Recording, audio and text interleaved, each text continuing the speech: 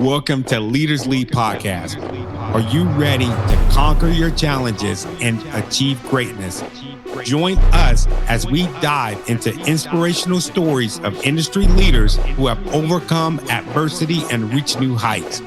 Get ready for electrifying insights and captivating conversations that will ignite your passions for success. This is your go-to show for empowerment, growth, and leadership. Buckle up. Leaders Lead Podcast is here to take you on a transformational ride.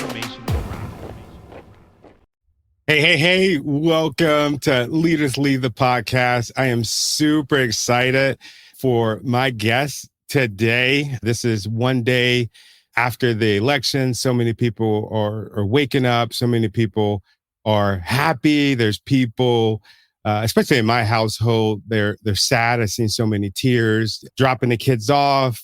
You see people just kind of walking around a little worried, right? A little worried or a little sad. And my hope today, which we wasn't even supposed to go this direction, but my hope today is maybe we can get some insight that will ease our minds a little bit. Welcome, Krish, Omar. I'm super excited to see you, super excited to meet you. I did a deep dive on some of the amazing things that you've been able to do, and I'm really inspired by your journey. Welcome to Leaders Lead the Podcast. Oh, Tony, thank you so much for having me. Obviously, a timely conversation in terms of what's going on in the immigration space and obviously how it relates to the election, but really appreciate the opportunity. Definitely. So just to start off, I know what Global Refuge, the stuff that y'all are doing over there. I was on your website. It looks like y'all have a really good mission and y'all doing some really good stuff. Can we start there? What's up? What's the mission? Yeah. Just so the audience can know. Yeah, I appreciate the opportunity to talk about the organization because I think for some, it is a hidden jewel that maybe they hadn't heard much about before. So Global Refuge is the largest faith-based national nonprofit dedicated to serving children, refugees, other immigrants seeking safety, support, and a share in the American dream. We've been doing that for 85 years, celebrating our anniversary this year, where we've welcomed those seeking refuge, upholding a legacy of compassion and grace for people in crisis. You know, we walk alongside refugees, children, other immigrants as they begin their new lives in the United States. This can really mean a lot of different things for different people. For refugee families, that means meeting them at the airport, helping find them affordable housing, which is obviously a challenge, helping their children enroll in public schools, helping their parents get their first job, because we find that our clients, they're not looking for a handout. They really want to come here and contribute. For the children who arrive without parents to the U.S., it means offering foster care until they can be reunited with a loved one in a safe environment. And our hope is that we can support newcomers in a way that not just supports our clients, but really supports our local communities all across the country. Wow, that's interesting that you said that. Is when you said that you meet them at the airport, I was just thinking, wow, because I remember going to different countries and you go to the airport and that could be pretty intimidating. So I can imagine, having somebody meet you there could ease the burden of traveling to another country. So I think that is so incredible that what y'all are doing. You all recently have gone through a name change, right? It was Lutheran before, right? Yeah. So we used to be called Lutheran Immigration and Refugee Service, kind of new name, same mission. The work began with kind of Lutheran congregations, churches who were helping Lutheran pastors, professors, and others flee Nazi Germany in 1939. But that mandate has always been quite expansive. So the Vietnamese after the fall of Saigon, Cuban refugees, Haitian refugees. And I think we realized that we didn't want the brand to feel exclusive or be misunderstood, because we're a 501c3 nonprofit, just like the Y or YMCA. And so I think a lot of faith-based organizations have always sort of wanted to be thoughtful in terms of whether the name, it's an identity, but it's also an invitation. And so we wanted it to make sure it reflected the inclusivity of our mission. Wow. I think that's incredible. So y'all are really thinking about, okay, how can we welcome people? And you stripped it down all to say, hey, our name needs to make it inclusive as well. I think that is beautiful that you're doing it. How long has it been for the name 85 change? years. Yeah. I'm told that I hide our age well, but yeah, 85 years old. 85 years old. What about the name change? Oh yeah. Just this year. Oh, okay, cool. Yeah. Yeah. Yeah, I was doing my I was when I was doing my research, I was just like, so which company is it? I was a little confused, but then as I got a little deeper, I was just like, okay, y'all are doing some amazing work, and it looks like you are doing work of purpose. I read that, excuse me if I get this wrong, but that your family came from Sri Lanka to America with only $200. And I would imagine that you don't remember that because you were young, right? Yeah, I was 9 months old. And, you mentioned your household. My husband and I have a 7-year old and a 1-year old. And, we take a trip for a weekend, and it's exhausting, right? Like packing Hmm. everything. And the idea of what my parents did, which was leave the only country they had really ever known, pack their bags, come to the US with no jobs, just that $200 that you mentioned, and two very young kids in their arms. So I was 9 months, my brother was 3, and start a new life at the age of, 42. I think my family story is not unique. So many immigrants do that, whether they're coming from Venezuela or Haiti or Jamaica or Ukraine or Syria or Afghanistan or the Democratic Republic of Congo, and they still come to do what any parent would do, which is protect their children. Yeah. But they come and they create their own American stories of wanting to contribute, wanting to make this country stronger and richer. And it's tough when you hear some of the rhetoric these days, because we've always been a nation of immigrants. Unless you were part of the indigenous population or your family was forced to come here through slavery, someone in your family made an intentional decision to come. And I think we've obviously benefited from that. So I hope we don't turn our backs on that history and who we are. Yeah. Does it upset you personally to hear some of the rhetoric, especially in this political climate where, to be honest, like it seems like it's very loud. It seems very hurtful. It seems scary. Like how do you feel with that? I thought about the fact that we were going to have this conversation today. Election was Mhm. yesterday, and I'm just like I would love to get some guidance from you, or just know like what is like how do you feel about this? Yeah, it's hard because obviously the last not just 4 years, but I would say at least 8 years and longer, you've heard such anti immigration rhetoric. And if it were grounded in fact, right, then Hmm. it would feel like, all right, the American public is making a decision informed by data and the reality on the ground.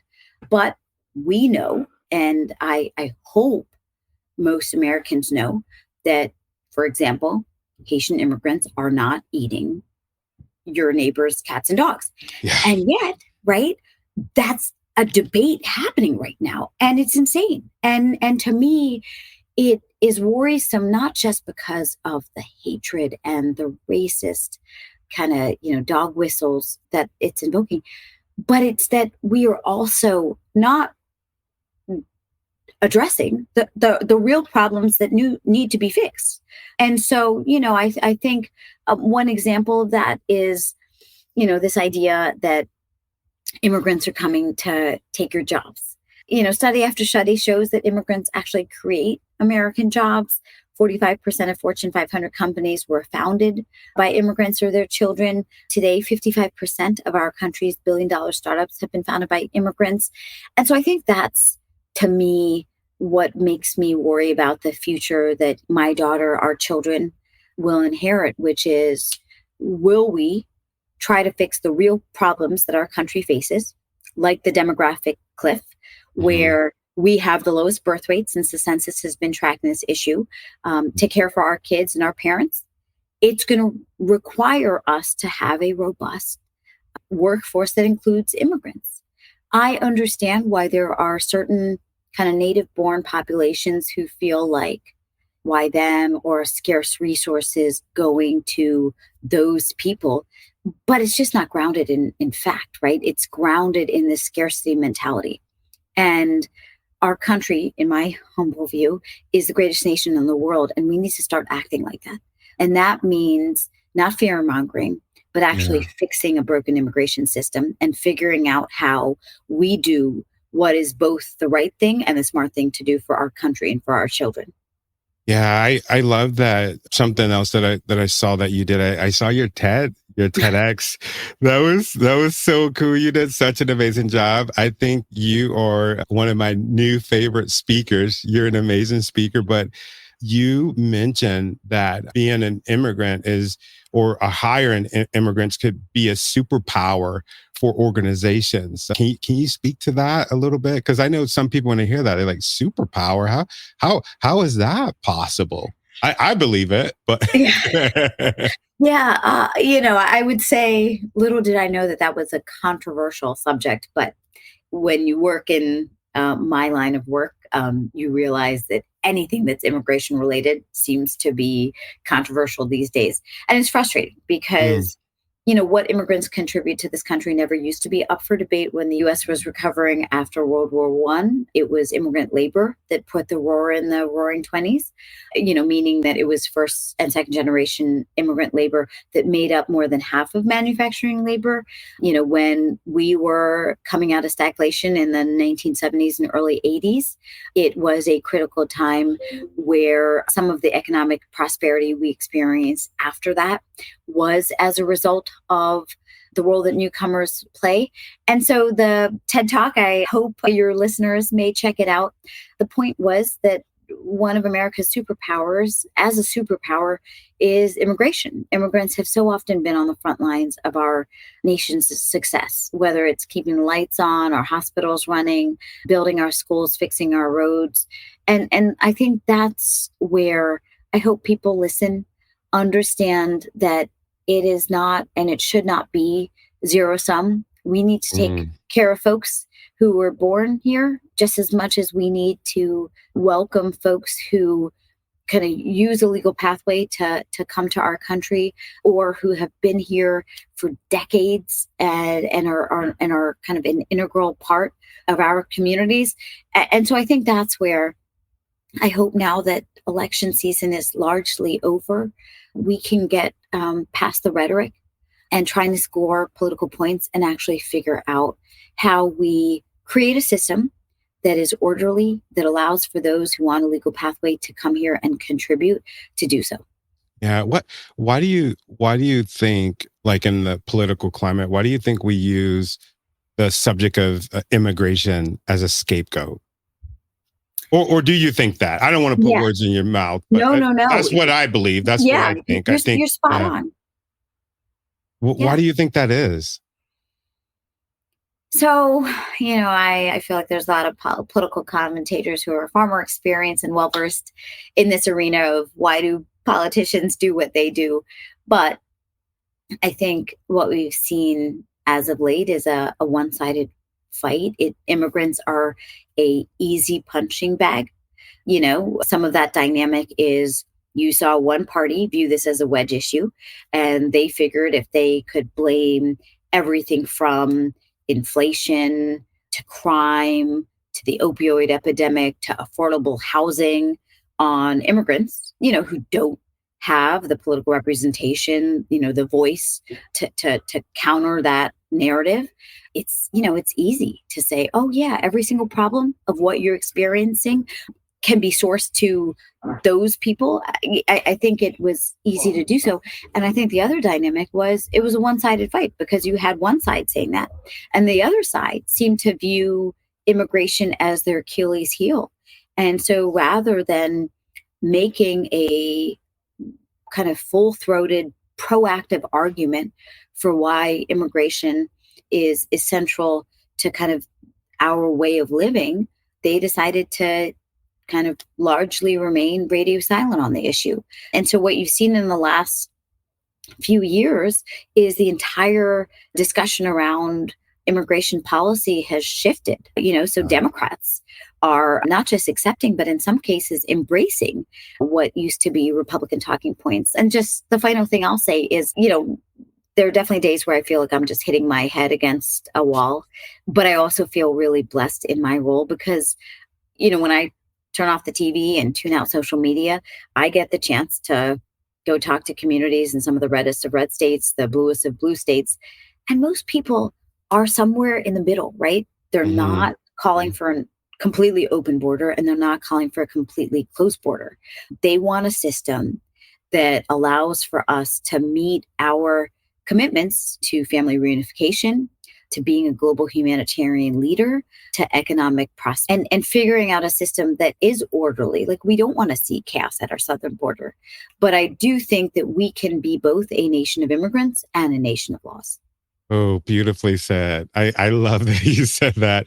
You've chosen some work that is so deeply connected to who you are and, your family coming here as immigrants. How does it feel to work so closely to who you are, to have a job and do work like that? It's such an incredible opportunity in the sense that, by contrast to some of my colleagues who I am very blessed to surround myself with, I didn't kind of have a career focused on immigration alone. As policy director of Michelle Obama, I had a chance to work on a range of issues, from girls' education to kind of multilateral diplomacy.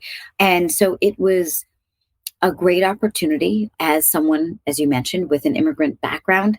I grew up, my parents wanted me to speak perfect English. I was essentially, this is really the only country and home I've ever known.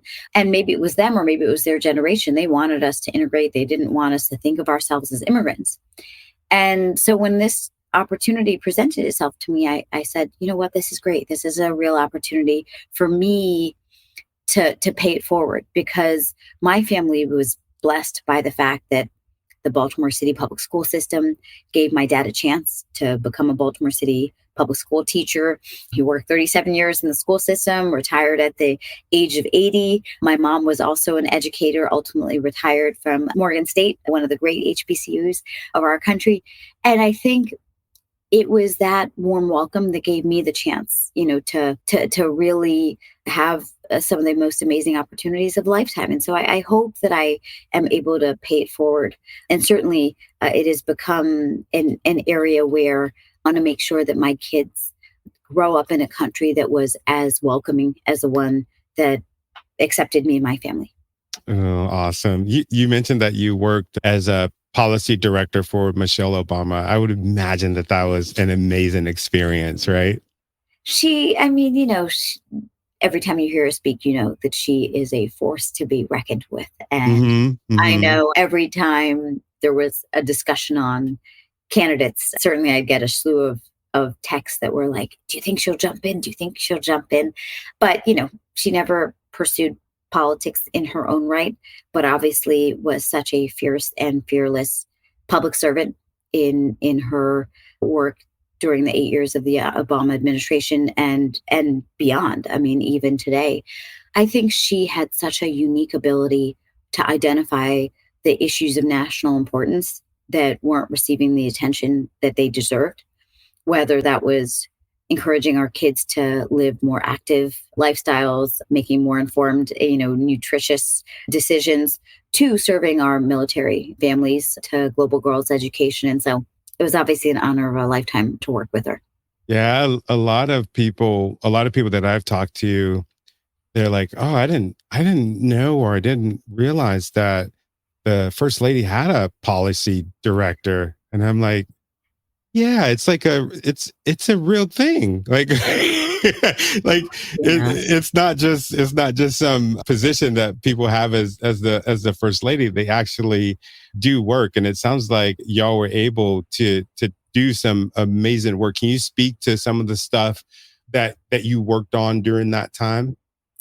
Yeah, I mean, I think it's funny because some people are surprised to learn that the first lady or first gentleman's position is not a, you know, US government position, right? It is in some ways sort of an informal role, Mhm. but obviously comes what with such a platform. And I really think First Lady Michelle Obama played such a critical role in identifying issues that were nonpartisan, but clearly we could make bipartisan progress on. So, one example of that was such a passion project for her. She continues to work on it today in terms of a presidential initiative we launched called Let Girls Learn. And it was about global girls' education, ensuring that girls completed their secondary education, so middle school and high school. And it was global in its nature, but also really involved American students as well, knowing that, even here we have some real challenges, some glass ceilings, and there's Mhm. progress we still need to make here at home. Yeah. So I thank you for saying that. I've always admired the work that administration did. So just to know that you were a part of that, I think that is really really special. Did When you worked there, did you work like hand in hand with her? And if so, I would love to know. And it's just me personally. I would love to know about her leadership. Was there something that you learned from working with her? And Yeah. So I had the privilege of working very closely with her, got a chance to travel all over the world with her, which was, again, such an incredible opportunity.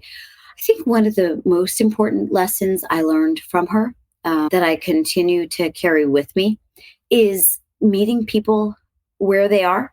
I had come from the State Department. I had worked under Secretary Clinton, Secretary Kerry in more of the, diplomacy, international affairs arena. And to some extent, the State Department, you issue a press release and sort of your job is done because it's gone out. But her approach was you got to meet people where they are. And sometimes that's late night TV shows. Sometimes that's, things that are maybe off the beaten path, like carpool karaoke. And so I think that was a real life lesson and certainly has played out today where most people are getting their news from social media, right? Mhm. And I think Or that podcast, right? yeah, exactly. That's exactly right. And so I think there's a real opportunity to think a little bit less conventionally on how you get the word out. And, relating to my day job at Global Refuge, I think very much a part of my work as president and CEO is not just as a, practitioner, but really in helping lead a movement because we have most of the solutions in terms of like ideas to fix a broken immigration system. And it is Mhm. broken. We all know that. Mhm. But what we lack is the political will and the public awareness. And so I've really leaned on what she taught me in terms of how do you communicate. I think even in this election cycle, you see the difference between a track record of getting things done and what the messaging and what the perception was around people's experience and whatnot. And you realize that there's a vast divide and it is a real disservice in some cases if we can't better message what's actually going on. Wow. As the CEO of Global Refuge, what does your day to day look like? I was curious. Yeah, so a never dull moment. And certainly we picked a good day where it started quite early. And And of course was on the heels of a late night, like I know for so many of us. So it is everything from the internal operations. We have nearly 800 staff all across the country and new global operations in Guatemala. We launched a program last year called Camino a Casa, which is the walk home, that works with returned children. Nearly half of the kids who come to the U.S. as unaccompanied children are from Guatemala. And so that's why we focus on Guatemala in the first place. And so it's everything from our operations in caring for kids, managing that incredible staff all across the country and now globally. So on some of the communications, so many faith-based organizations. Part of why you see this dynamic in the immigration space is historically the approach on public awareness has been keep your head down, do the good work, and the rest will speak for itself. And that obviously doesn't happen. And so it is opportunities like this, honestly, Tony, to come on your podcast, to be able to speak to our work directly to your viewers, which is a huge opportunity. So that's where, I did an NPR interview before this. I'll do another couple interviews today. And then it's about building public-private partnerships, building the grassroots support that we have for this work. An immigration organization can't do this alone. And so I find that much of my work every day is collaborating with community-based organizations, churches, working with small business leaders who know that immigration is, the smart and right thing for our country to do. And so it's kind of really building out that coalition of support. Yeah, I'm curious. That makes me feel really happy that you were talking to NPR before me. I think I shared that with you. I love NPR. I'm actually working on getting our podcast on their podcast network. Fingers crossed. That's amazing.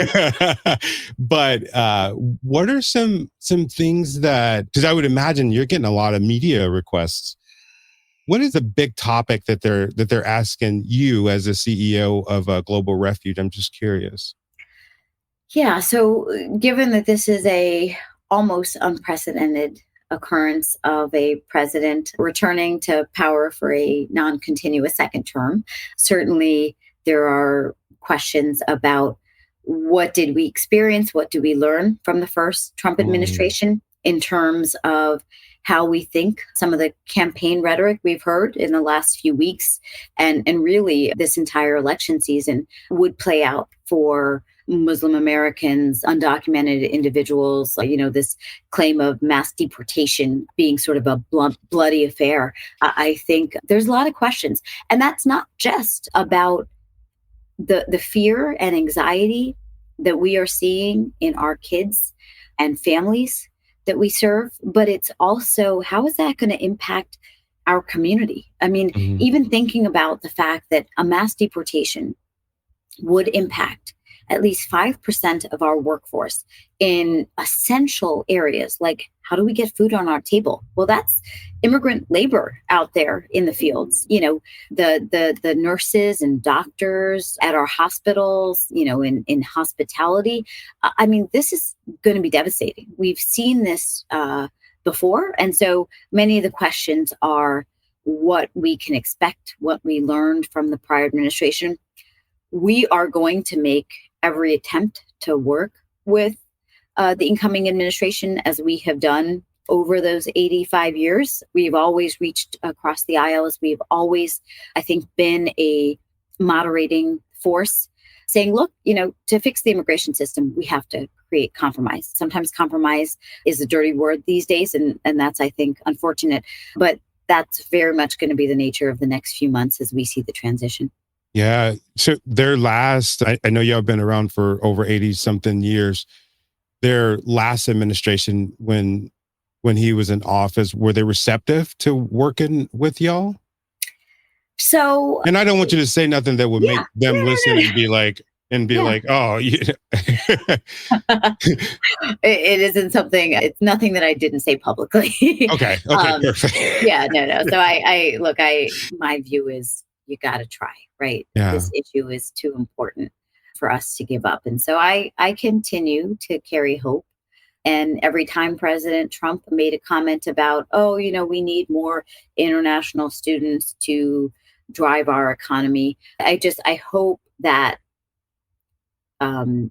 inclusive approach applies across the board, that, he comes to the realization that targeting different demographics, whether they were, Haitian migrants or the Muslim ban that he had in effect.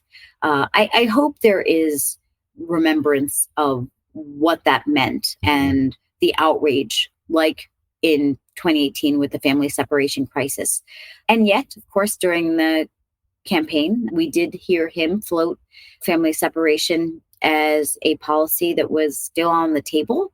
And so I think that's where I hope the American public, continues to retain that humanity, that recognition that kids are kids, and that there is no justification for using them as bait for immigration enforcement.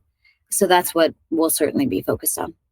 Yeah, I remember the last time he was in office and waking up and all of my daughter's kids who are part of the Dreamers, and just hearing their stories and them just in panic just broke my freaking heart. And waking up this morning and seeing my kids so sad, it was just like a nightmare happening all over again. And I'm seeing it on Facebook. All of the parents, they're just like, what do we do? So I was going to ask you, as parents, what should we tell our kids as far as a way so that they could still have hope and that we're not giving them false hope?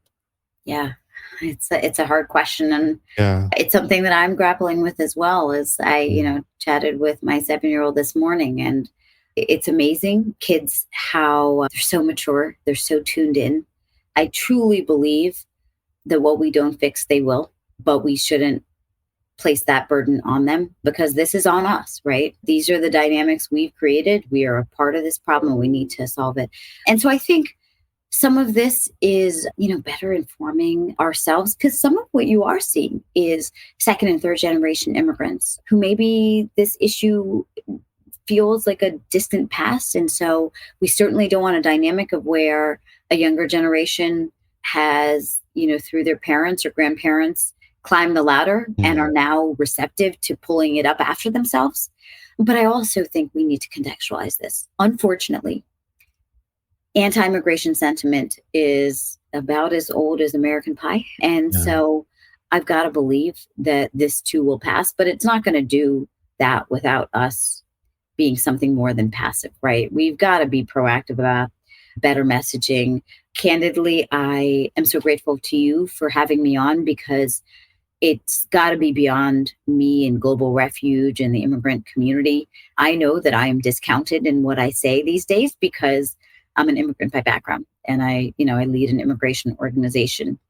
And so I hope that everyone will think about the issue. Go to globalrefuge.org. We put out a disinformation campaign during the election season. We're going to continue to fight fiction with fact, and really think about, getting involved, because we need you. We need your voices. We need your personal perspective, and we need to fight back on the fear mongering and misinformation we're seeing right now. Awesome. I appreciate you for coming on the show today. It means a lot. Like I said, when your people reached out, I was so excited, and I'm even more excited. I feel hopeful to know that there's people like you that are doing the work that you and your organization are doing. From the bottom of my heart, I mean it. Thank you for what you do. I think that you're doing an amazing job. Oh, Tony. Well, thank you for this amazing podcast. Thank you for the opportunity to talk a little bit about what Global Refuge does, and hopefully how people can get involved and enjoy the conversation. Thank you. Everybody that's listening to the show, we are done.